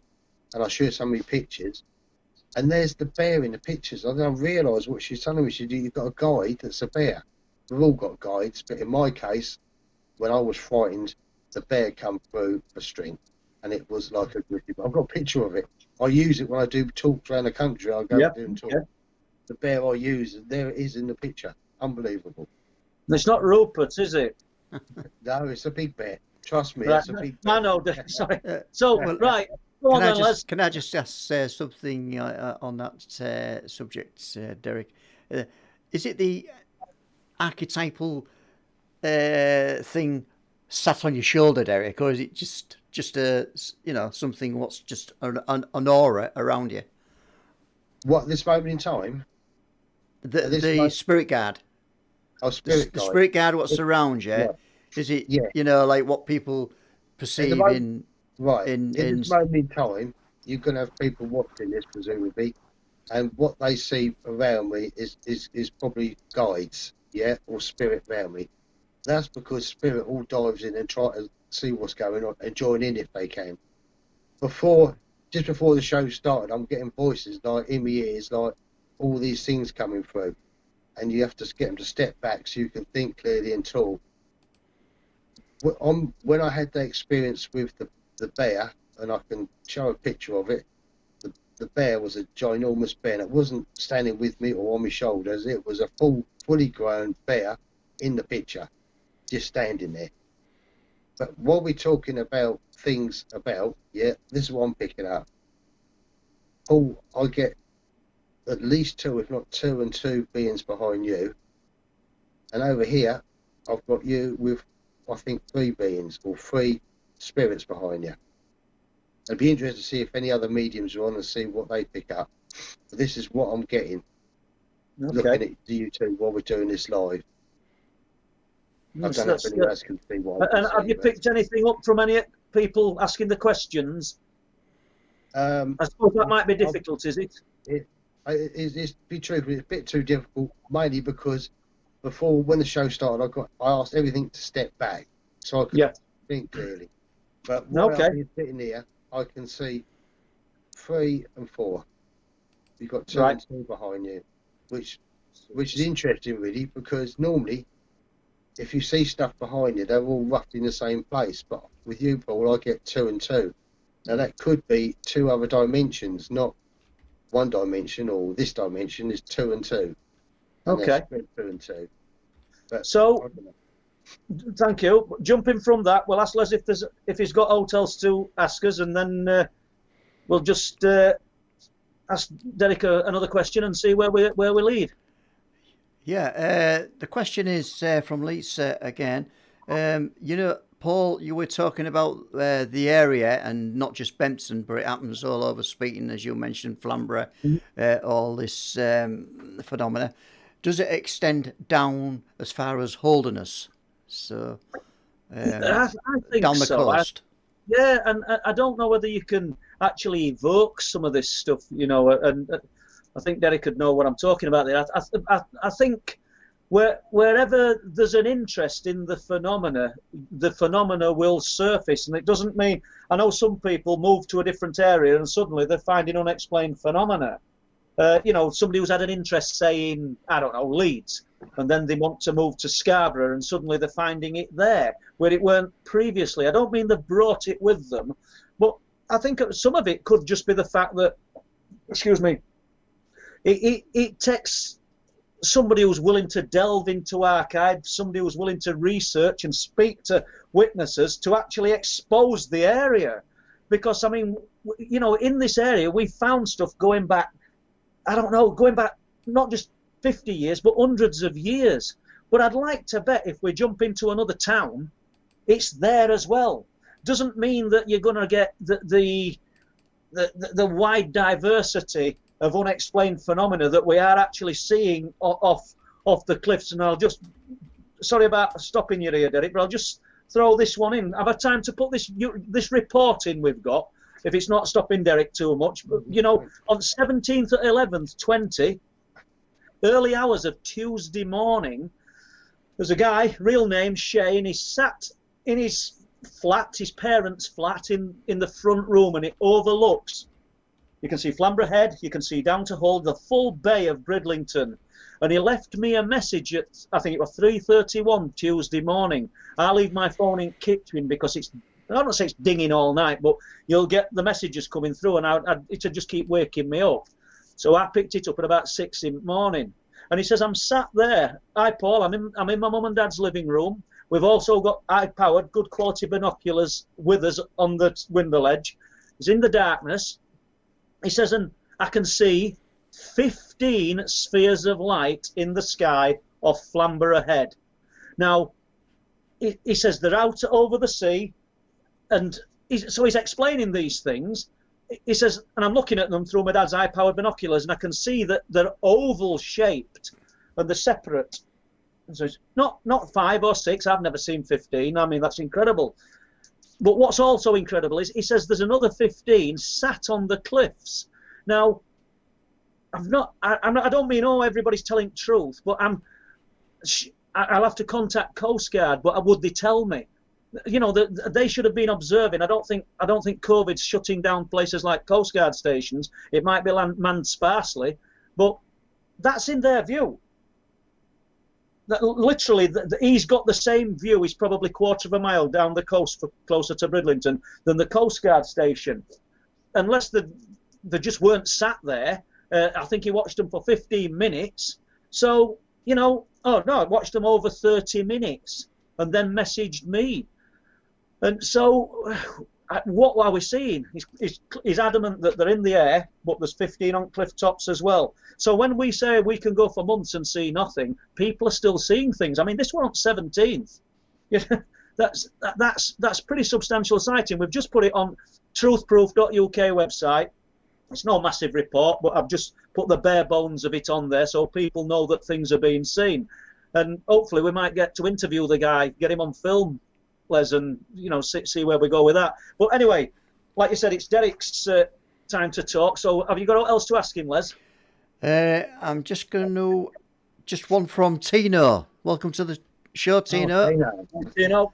Yeah, and yeah, okay. Maybe Paul's protector took that bullet. Now, for those that don't know about that little story, if you can just briefly tell people what that was all about, Paul. Yeah, I can't remember the date now, people, and you know I like to throw dates about, but I can't remember it. But it was last year, and I'd gone up to Speeton, up what's called Hoddycows Lane, and walked onto the cliff tops to take some pictures in daylight for a police officer who'd seen a figure of 8 shaped object in the darkness on Speeton Cliffs. There's nothing there, people. You've got the sea and you've got open fields. There's nothing, and it had not frightened him. It had just absolutely dumbfounded him. Why this red or crimson coloured figure of 8 lit up on the cliff tops? Once again, weird phenomena. So I went up. I'm going out trees a bit, guys. I realise that. So I went up, took some daylight photographs, showed him lay of the land. He knew there was nothing there, but he'd never been in daylight. He'd travelled a considerable distance to come to have a look, actually to dispel all rubbish that I was talking, in his exact words. And he's a great guy, and he's had his own experience. But he came because he thought I was talking a load of rubbish. That's that. I'll be honest about that. But he's since had this experience and realised that there is some credibility to what we're talking about. I'm walking back. It's quite a nice day. They've just cut the fields. There's a few bales stacked, and there's from Boynton Hall. There's the farmers. There's a baling machine. There's a tractor, and they're loading a trailer up. Probably, I don't know, 3/4 of a mile in distance. As I'm walking back along Oddycows Lane, the velocity of a bullet just passed my chest, hit the undergrowth, and there was like a minor explosion. I knew exactly what it was because my dad used to have a bullet rifle and be in a gun club years and years ago, and I used to go to the gun club. This is when I was a little boy, and yeah, I had to be licensed and have it in a steel cabinet and everything. But you can hear that. It's not a pellet gun. You can hear the velocity of that, and it just literally went straight past my chest. I dropped to my knees in fear. I initially thinking one of these farmers has seen a rabbit or a hare and took a shot at it with a 2.2 rifle or something, you know. But the noise was, it was really, really sort of powerful sort of blast that went past me. I moved on my hands and knees, quite a distance, rang police. I rang 999, told them what had happened. I told them where I was. The police officer said to me, "Am I in danger now?" Well, I wouldn't know that, would I? I had no idea. I said, well, I've moved away. So unbelievably, and I don't mind saying it because I bet the call were recorded, unbelievably, the police officer at the other end said, put the phone down then if you're not in danger now and ring 101. So it's crazy. So I did do that, and I'm stood there like a plank for about, I don't know, 2 or 3 minutes and thought, why am I doing this? And went home. And then I rang when I got home. So yes, I got shot at, but what part of me wants to think it was somebody shooting at a rabbit or something, and it's a stray bullet. They were on it cliffs in front of me, you know, 3/4 of a mile away. So I couldn't see anybody. I don't know where it could have come from, you know, because it came from the direction of the sea. So I don't think I was being protected as such. I just think it missed me. Okay, that's a really, really frightening account, that, Paul. It weren't very. Yeah, and I believe you went to try and find the bullet that went by you. We did. I went up there with my friend Steve Beadle the same day. I told the police, I said, I'm going back up there. I said, I'm going to find this. But where it had hit, there's the 4-inch by 6-inch square wire fence going along, and then behind that it was thick with brambles and gorse. So it had gone into all that. I would have thought, well, I'll go back when it dies down, but it's still thick and inaccessible. So I was going to go with a metal detector and try and find the bullet. I don't know what it's going to prove really, but there you go. Okay then, Paul. That's all the questions for tonight. So for the next 12 minutes or so, I think we'll just leave the show with Derek and yourself, Paul. Well, I haven't got anything more to add, really. I think we're just about there with it. And where do you see yourself today, Derek? Do you see yourself as a ufologist or a medium, or do you think that it's all linked? I think it's all linked, Paul. I really do. I've got more. The only reason I do what I do, I started off doing the medium stuff through fear initially, and then I realised how much mediums had to offer. I'm a healer as well. I do healing as well. But I've got more answers hanging around with mediums, shall I say. I actually went to mediums for protection. That's why I initially went there, because I was frightened.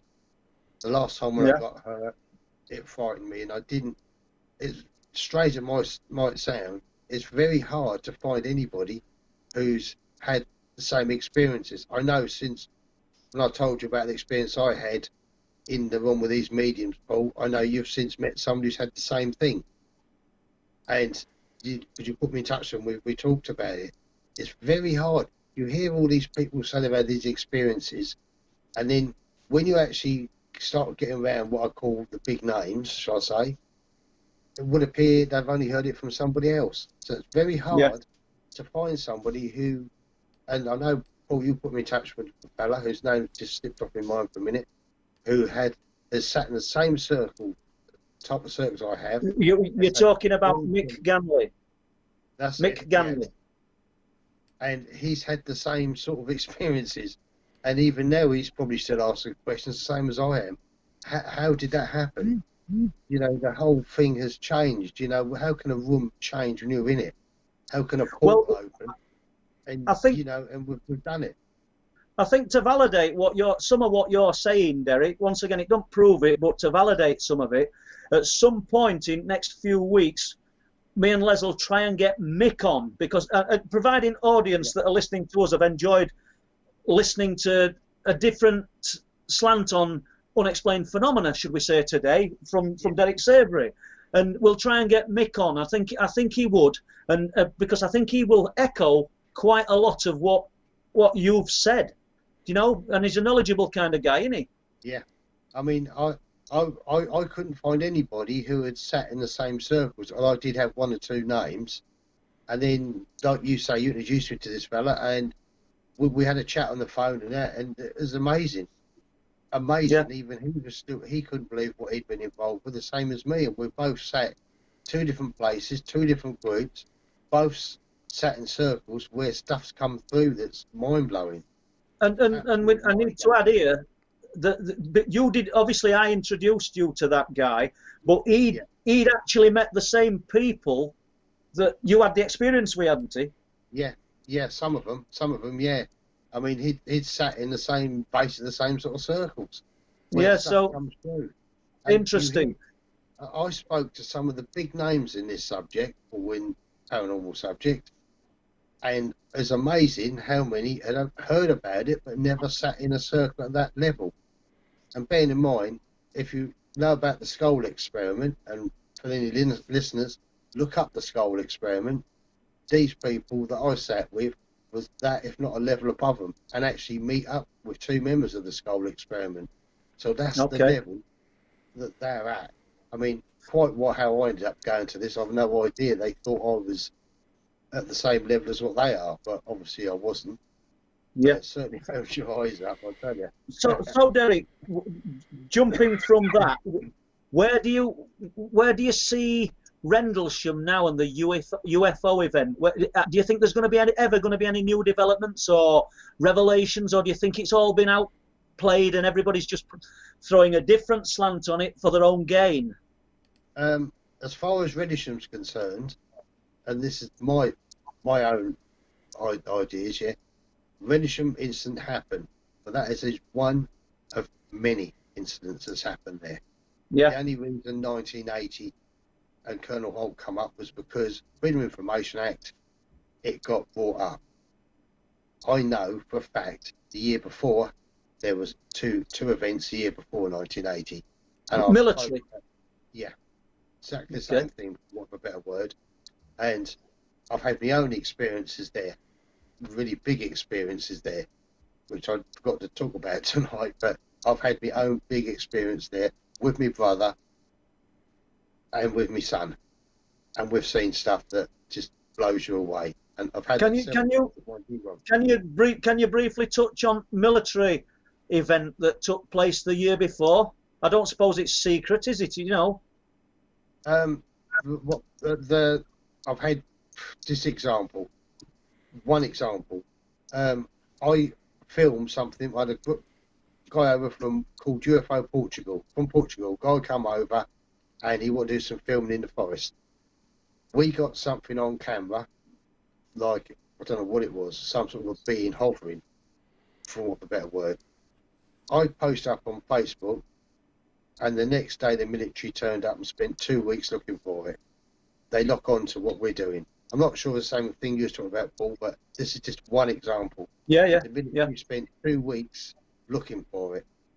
On the edge of Rendlesham, there's like a gypsy type camp, and they got annoyed, the gypsies, on this camp, because they kept being woken up by the military at night with the torches and the dogs trying to find what we'd got on camera. And I don't know what we got on camera. And did the military speak to you? No. We was there when the military turned up, funny enough, and no. So how did you know? How did you know it was military, Derek? Sorry, how did you know that it was because of what you'd put on Facebook? Because I then found, by pure chance, 2 spyware things, and it was from the police department on my computer. My computer started playing up, and my computer being searched twice as it happened, and it come under some branch of the police. Okay. I couldn't. I'm willing to bet both your computers, for example, are searched. A lot of people don't realise it came up. It was actually the police under a police thing, and they go for everything on your computer, and they do it remotely. They didn't come at my house, get my computer, and they do it remotely. Yeah. They do anybody's computer. Whatever you can think of, they can do nowadays. So very interest, like now, they could be listening on this show, and or they know what you're going to do. You're going somewhere, they're on you. Well, they'll not get much sense out of me, to be honest with you. But just so the unless you didn't want to answer it, what was the other military event that took place prior to 1980 that you knew year before? Obviously, we've not got a lot of time, so just that was just same thing again. There was 2 UFO landings, same thing as what happened in 1980. There was a few military people see these landings. Military people reported it as all covered over. One of the guys who was involved was a friend of mine. He's now deceased, and he'd already told me about these UFOs. He was walking back to base, same side as the others. Walking back to base, he come across some ETs, want of a better word, and this is the interesting thing. The second time it happened, he come across them. He went there for a reason. He got a message in his brain to go there. He gave them a gift, right? Actually, I'll show it to you. I've got it here. Oh no, he gave them a gift, and they gave him a gift of knowledge, right? And I've just got to show you this. I don't know if I've shown this to Paul. Actually, Paul, I've shown you this, but I will just show you again. You remember this? He gave them a gift, which is a plectrum. Pull it the over. guy's now deceased. Oh You yeah, remember that, Paul? I do remember you showing that. Yeah. Well, when I come up yours, I lost it. All right, it went missing, and you couldn't make this up, Paul. I was really upset because when I left yours that time, I'd lost this, and then I asked the universe where it was, and I got a message: look in your caravan, and it's on the shelf in my caravan. Okay. But listening, what I'm holding up here is a plectrum. This plectrum was given by my deceased friend to the ETs. To prove a point, they gave it back to me. But how they gave it back to me is quite interesting. They gave it to a friend of mine, Brenda Butler. And what happened was, Brenda Butler rang me up one day, and so I was walking in so-and-so shop in Leiston, where she lives. She said, and this plectrum fell on my foot. She told me this. She told me this. That's it. And she said it landed me foot. I said, well, did you get it? She said, well, no, that was like 2 or 3 days ago. I said, well, can you go back and get it? She won't be there now. They sweep the shop out. And sure enough, she went back to the shop, and it was there. And she's got it and gave it to me. And because obviously being the medium bit, Kevin comes through quite a lot. Yeah. And the point was, he's given that to these ETs, for a better word. They've given it back by Brenda to me, just to prove. Do you think there's any deception from these others? Do you think you're being tricked at all ever? It's quite possible. I couldn't doubt it. I mean, I've come across all sorts of people, especially doing the medium bit. But what I go by now is trust. Like you got a higher you, and you ask for protection. So if something's trying to pull a wool over your eyes, for example, and it's not what it pertains to be, then you'll get it comes in your brain. Don't believe it, or your first thoughts, are very often bang on. That's your other self, higher self, protecting you. Yeah, so that your gut instinct kind of thing. Yeah, I mean, twice a day, I thank the universe for various things, and then I ask the universe for stuff. But twice a day I do that. When I go to bed at night, I thank the universe. Now, to a lot of people, it might sound strange. What do you bother doing that for? The reason being, I've been frightened. I've been put in hospital by invisible beings. And once you've had that happen, you want protection. Yeah. And on that note, I think we can just about wind this up, can we, Les? Yeah, we're not far off now. It's been great having you on the show, Derek. So from me, Les, and Paul, big thank you. I hope everybody who's tuned in to the stream tonight has enjoyed what they've heard from you both.